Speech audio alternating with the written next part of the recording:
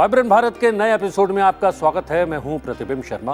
देश भर में होने वाले सांस्कृतिक और साहित्यिक गतिविधियों से जुड़े आपके अपने कार्यक्रम में आपका स्वागत है। आपको बताते हैं कि आज वाइब्रेंट भारत में हम कहां आपको लेकर चल रहे हैं।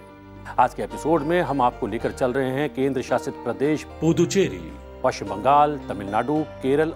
तो चलिए शुरू करते हैं आज के वाइब्रेंट भारत का सफर।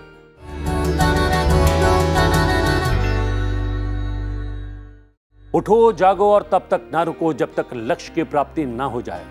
अपनी इसी ओजस्वी वाणी और प्रेरक विचारों से अमेरिका के लोगों तक को अपना कायल बनाने वाले स्वामी विवेकानंद भारतीय युवा चेतना की प्रेरणा का स्रोत हैं। स्वामी विवेकानंद की जन्म जयंती 12 जनवरी हर साल नेशनल यूथ डे के रूप में मनाई जाती है। इस अवसर को और खास बनाया पुदुचेरी में आयोजित नेशनल यूथ फेस्टिवल 2022 ने। युवा महोत्सव का ये रजत जयंती वर्ष है। इस बार 2 दिन चले इस आयोजन में लाइव सेशन, डिस्कशंस और म्यूजिक कंसर्ट के जरिए देश की युवा सोच और प्रतिभा को एक मंच दिया गया, जिसमें नए भारत की तस्वीर साफ दिखाई दी।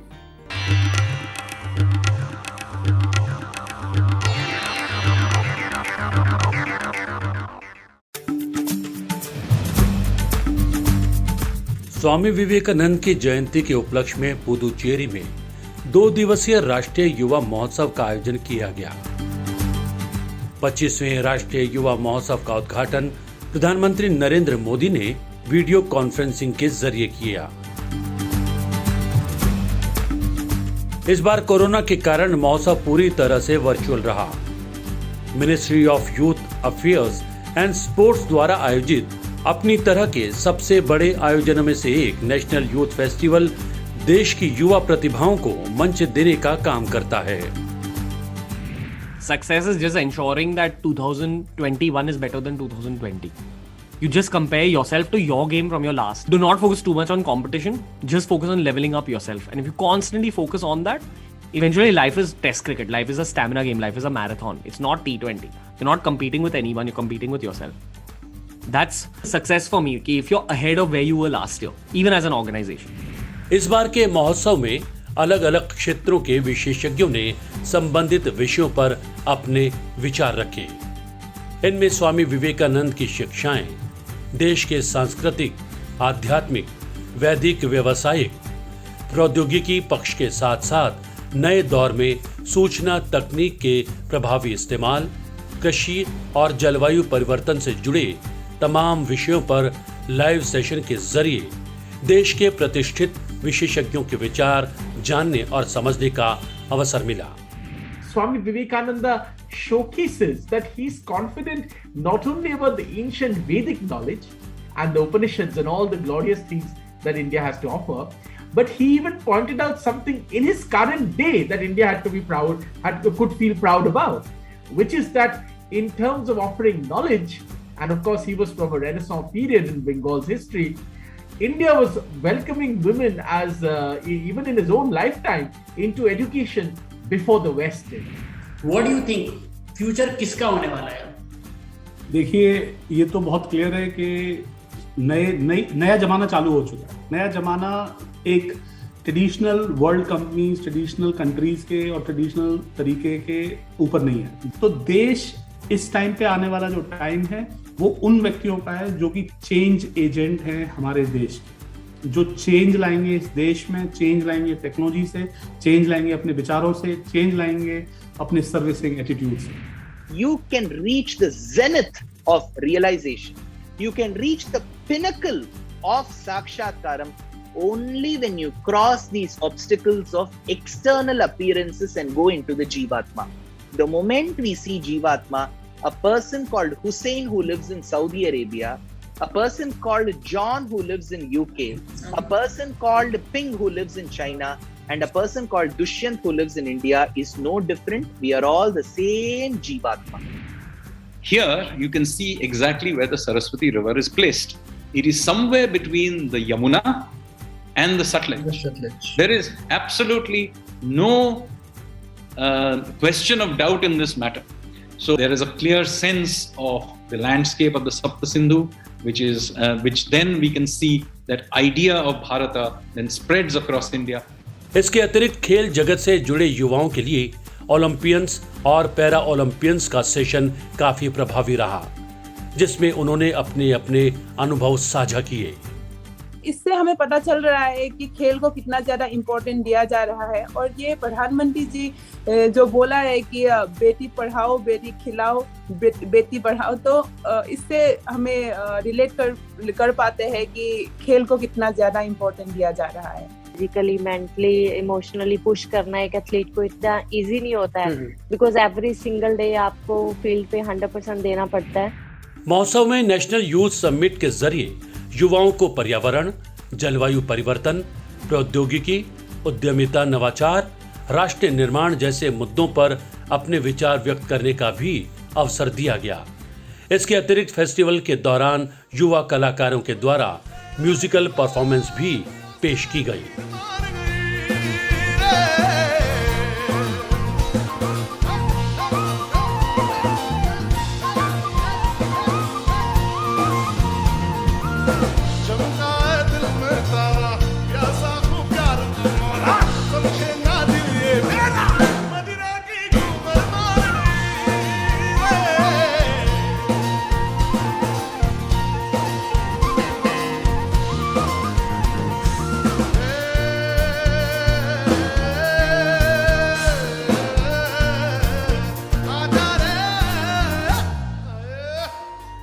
अब आपको लेकर चलते हैं पश्चिम बंगाल की राजधानी कोलकाता, जहां संस्कृति मंत्रालय के एक संगीतमय कार्यक्रम में दार्शनिक और विचारक से इतर स्वामी विवेकानंद को एक संगीत साधक के तौर पर याद किया गया।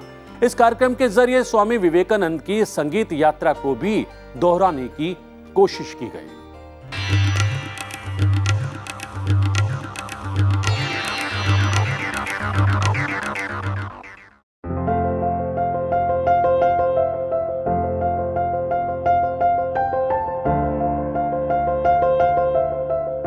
स्वामी विवेकानंद की जन्म जयंती पूरे देश में राष्ट्रीय युवा दिवस की तरह मनाई गई। स्वामी विवेकानंद न केवल एक महान दार्शनिक और विचारक थे, बल्कि संगीत और साहित्य के भी ज्ञाता थे। उनके दर्शन, विचार, संगीत और साहित्य के प्रति उनके लगाव को समर्पित एक खास कार्यक्रम का आयोजन किया संस्कृति मंत्रालय और EZCC ने उनकी जन्मस्थली कोलकाता में। स्वामी विवेकानंद को ध्रुपद गायन और पखावज वादन में महारत हासिल था। वहीं भारतीय नृत्यों में उनकी खासी रुचि थी। कथक के तो वे गूढ़ ज्ञाता थे। ट्यून एंड टेम्पो विवेकानंद की प्रस्तुति इसी रूप को समर्पित रही, जिसके जरिए संगीत और नृत्य प्रस्तुतियों में स्वामी विवेकानंद की संगीत यात्रा को बेहद कलात्मक तरीके से श्रद्धांजलि दी गई।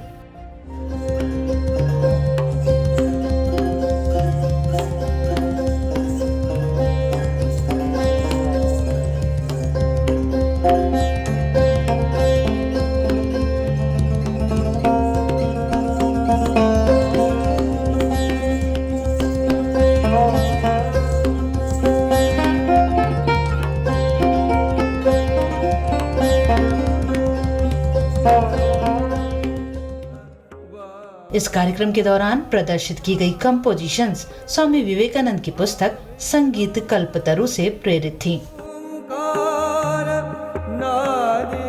एक अन्य प्रस्तुति हे पुरुषोत्तम बेहद प्रभावशाली रही।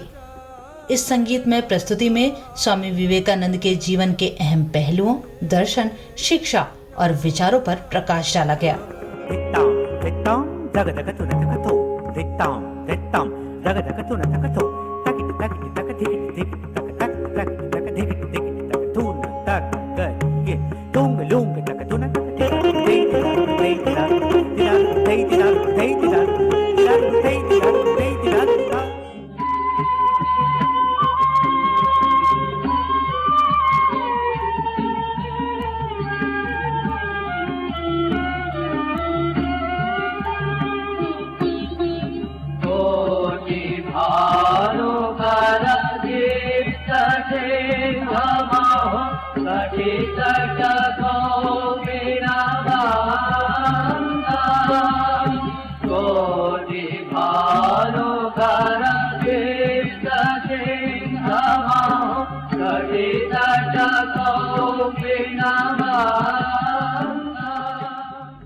और अब रुक करते हैं दक्षिण भारतीय राज्य तमिलनाडु का, जहां के मामल्लपुरम में 30 दिन लंबे वार्षिक डांस फेस्टिवल का आयोजन किया गया।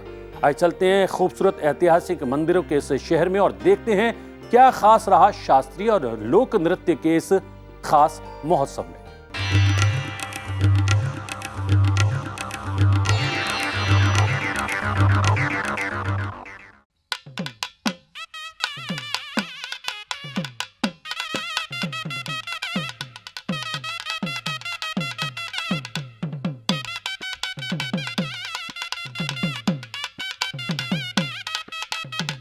अपनी धार्मिक और सांस्कृतिक विरासत के लिए मशहूर तमिलनाडु में पिछले दिनों महीने भर लंबे खास डांस फेस्टिवल का आयोजन हुआ।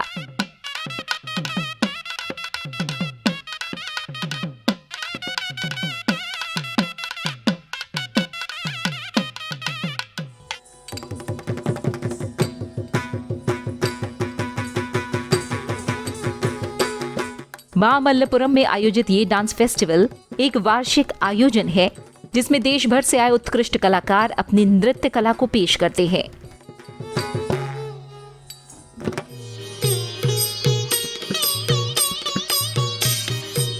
देश भर की तमाम विविध नृत्य कलाओं के जरिए महाभारत, शिव शक्ति और कई पौराणिक कहानियां यहां जीवंत होती हैं।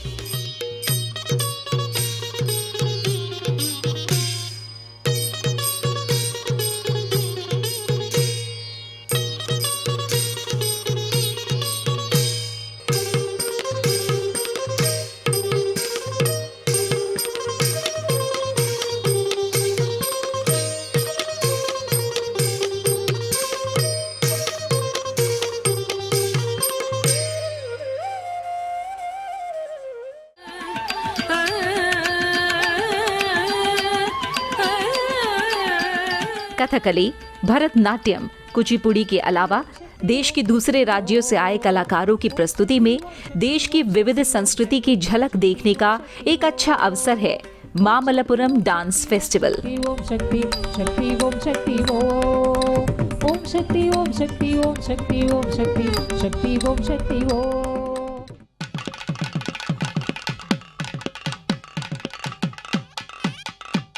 इस डांस फेस्टिवल की शुरुआत साल 1992 में हुई। तब से ये सालाना नृत्य महोत्सव यूनियन मिनिस्ट्री ऑफ टूरिज्म और तमिलनाडु टूरिज्म डिपार्टमेंट के संयुक्त प्रयास से आयोजित किया जाता है।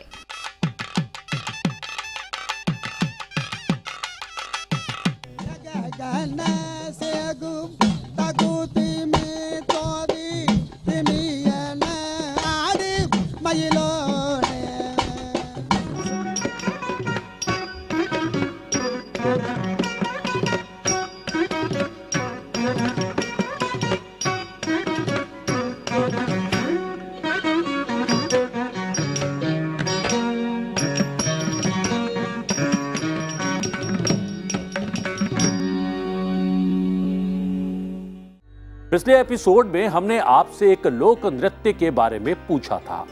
आप में से कई दर्शकों ने इसका सही जवाब भी दिया।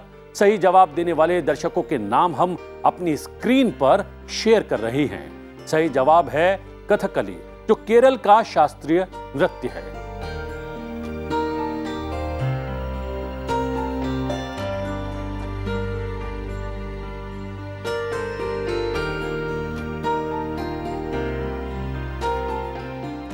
आइए इस नृत्य के बारे में जानते हैं विस्तार से।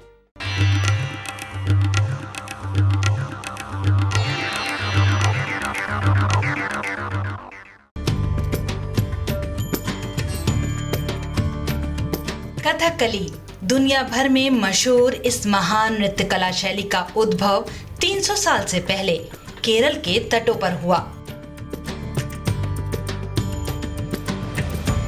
भक्ति, नाटकीयता, नृत्य, संगीत, वेशभूषा और श्रृंगार के समन्वय का नाम है कथकली, जो देखने वालों के लिए दैवीय अनुभव पैदा करता है।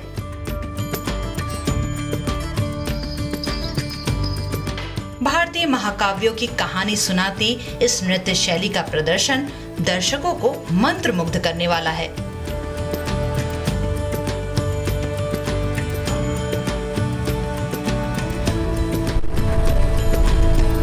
कथकली के पात्र संवाद नहीं बोलते और कहानी पृष्ठभूमि के गीतों के जरिए पेश की जाती है, जिसके लिए चेंडा, मदलम, चेंगीला जैसे वाद्य यंत्रों का प्रयोग किया जाता है।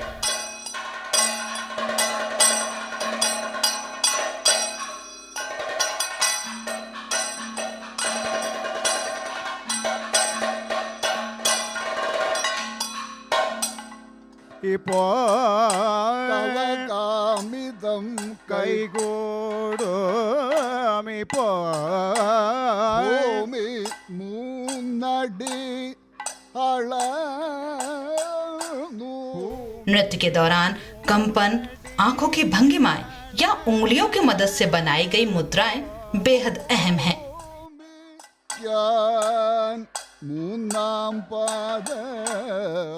कथकली में कॉस्ट्यूम और मेकअप का भी खास स्थान है। कॉस्ट्यूम भव्य, रंगीन और विविधतापूर्ण होती है।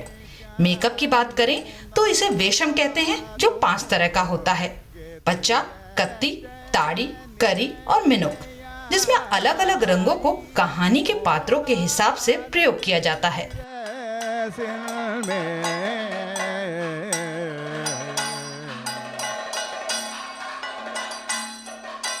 कथकली केरल की शास्त्रीय नृत्य कला शैली है, जिसका वर्तमान स्वरूप कई कलाकारों की लगन और मेहनत का नतीजा है।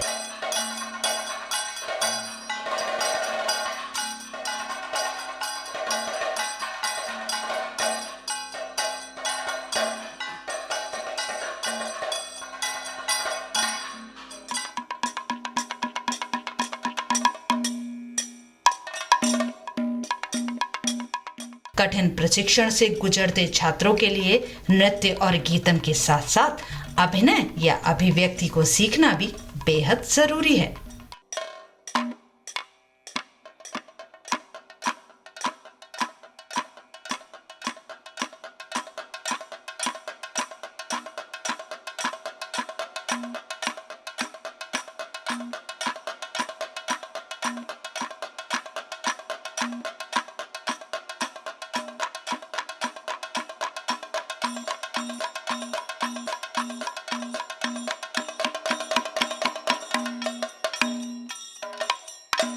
और इस सप्ताह के लिए आपका सवाल, आप अपनी स्क्रीन पर जिस कला के रूप को देख रहे हैं, आपको उसका और संबंधित राज्य का नाम बताना है। आप अपना जवाब स्क्रीन पर दिए गए पते पर भेज सकते हैं। सही जवाब देने वालों के नाम हम अपने अगले एपिसोड में जरूर शेयर करेंगे। इसके अलावा आपके आसपास कोई ऐसा महोत्सव, लोक पर्व या खास आयोजन होता हो जिसमें देश की संस्कृति की झलक मिलती है, तो उसकी जानकारी और संबंधित वीडियो हमें मेल कर सकते हैं। अच्छे वीडियोस को हम आपके नाम के साथ अपने कार्यक्रम का हिस्सा बनाएंगे।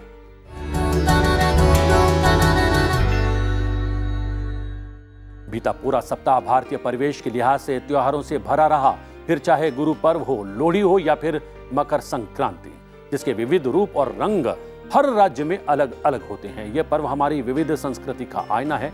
लेकिन इस बार एक बार फिर से बढ़े कोरोना संकट के बीच कोविड प्रोटोकॉल के साथ यह पर्व मनाया तो गया, लेकिन अपनी पूरी रंगत के साथ नहीं।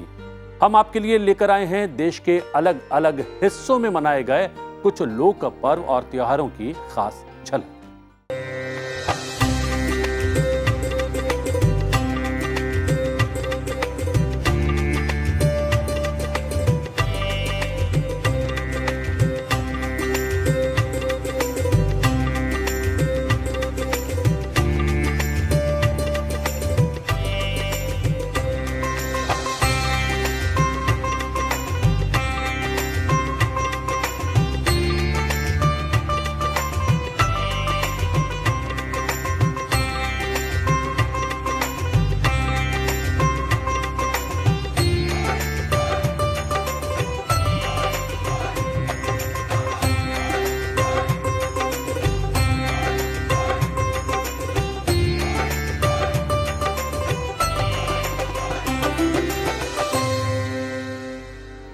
चलते चलते आपको छोड़कर जाते हैं मकर संक्रांति के एक सुरीले गीत के साथ। मकर संक्रांति पूरे भारत में मनाई जाती है। युगों युगों से यह त्योहार हमारे सांस्कृतिक आध्यात्मिक जीवन का आधार है। मकर संक्रांति पर आधारित कृष्ण के इस पद में इसी दिन मां यशोदा कृष्ण और बलराम को तिल का भोजन, तिल के मोदक बनाकर खाने का आग्रह कर रही है। गायिका विधि शर्मा की मधुर स्वर में ये गीत आपके लिए छोड़े जाते हैं और वाइब्रेंट भारत में लेते हैं आज के लिए विदा। नमस्कार।